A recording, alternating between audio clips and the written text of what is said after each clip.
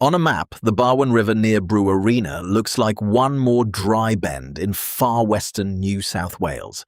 On the ground, that bend becomes something far stranger. A stone-built fishing system that may sit among the oldest human-made features on Earth, and by the end of this story, you will see why its true age is still one of Australian archaeology's most difficult questions.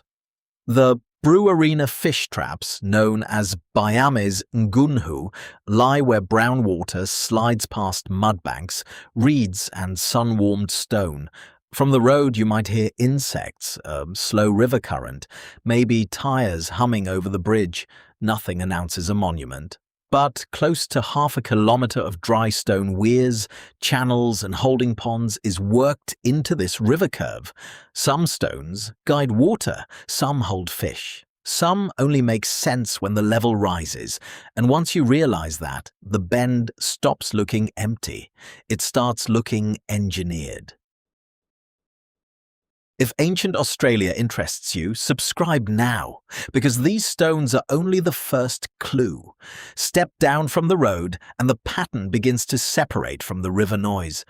The Barwon keeps moving, brown and quiet, brushing around stone lines that sit low in the water. You hear the slap of small waves, the buzz of heat, the scrape of gravel underfoot. What looked flat from above now has shape.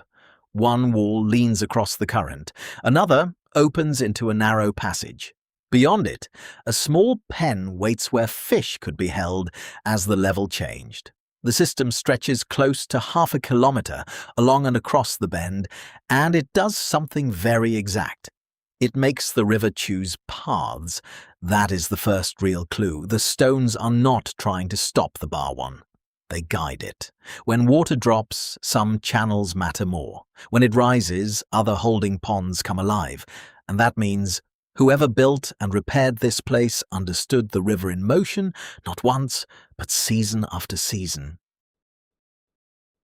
Season after season, that moving water would have brought more than fish.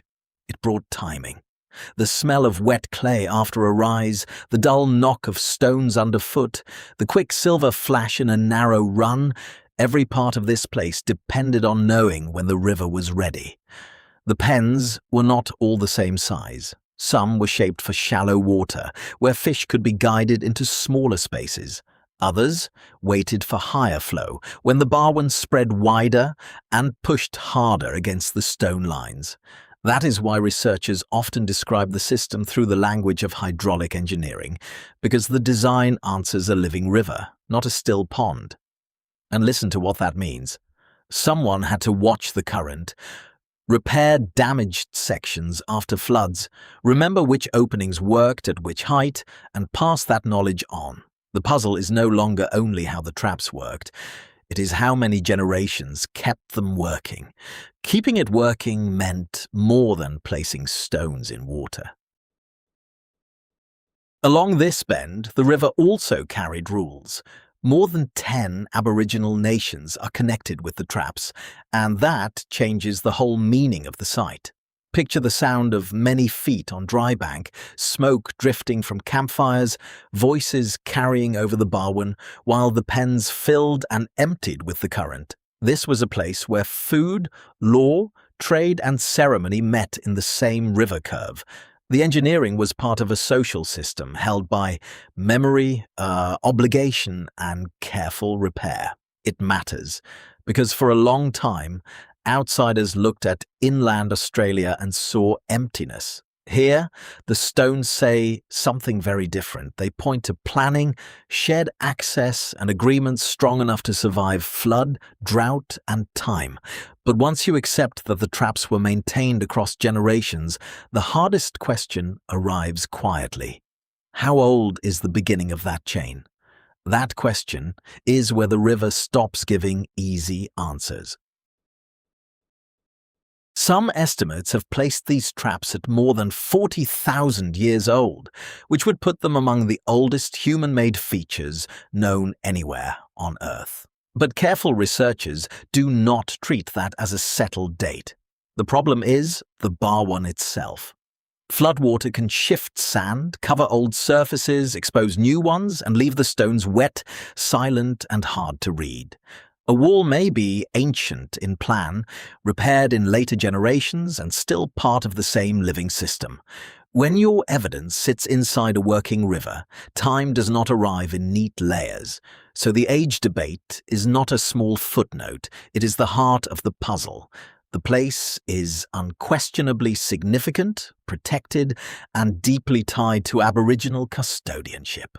But proving its earliest beginning is far harder than pointing at the stones. And if the stones will not speak plainly, another record has to be followed. That other record begins around the bend, where science has to slow down and listen to more than stone. At Brewarrina, the evidence is physical, yes. Walls under brown water, gaps in the current, pens that still catch silt and weed after a rise, but it is also held in custodianship. Traditional owners, archaeologists, river specialists, and heritage authorities all come at this place from different angles. One looks at the shape of the channels, one reads the way floods lay down sand, one follows old accounts from the river crossing, one carries knowledge tied to Baiame's Ngunnhu itself.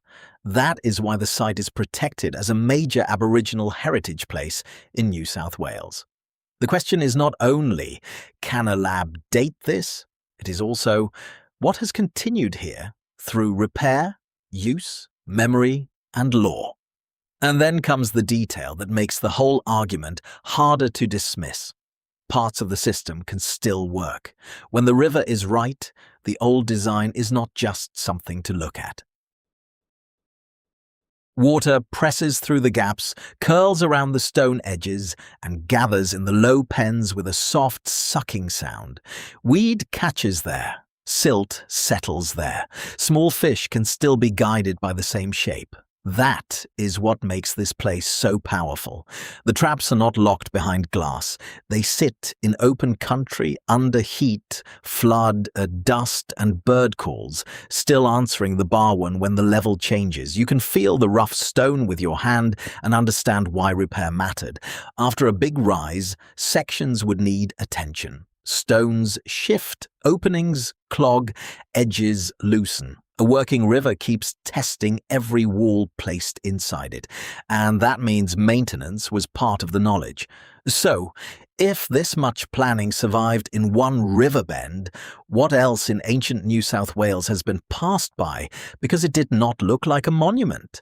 That question reaches far beyond Brewarrina, because once a river bend can hold this much design, the old picture of ancient New South Wales starts to crack. The evidence is not always buried deep in a cave or locked in a museum drawer. Sometimes it sits in brown water beside a road, with dragonflies crossing the surface and hot stone under your palm. For generations, many people were taught to recognize ancient engineering only when it looked massive, squared off, or built in a style they had already seen overseas. But here, the form follows the Barwon. Low walls, open gaps, pens shaped by water height, a system built to meet seasonal fish migration and community need. That is why Baiame's Ngunnhu matters in the larger story. It does not just add one more site to a list. It asks whether our eyes were trained to miss the evidence, and the next clue is hidden in the name itself. The name carries the story back into cultural ground. Baiame's Ngunnhu is not just a label placed on a heritage sign. It points to a place held in Aboriginal law, memory, and responsibility, where the riverbend is part of a living cultural landscape.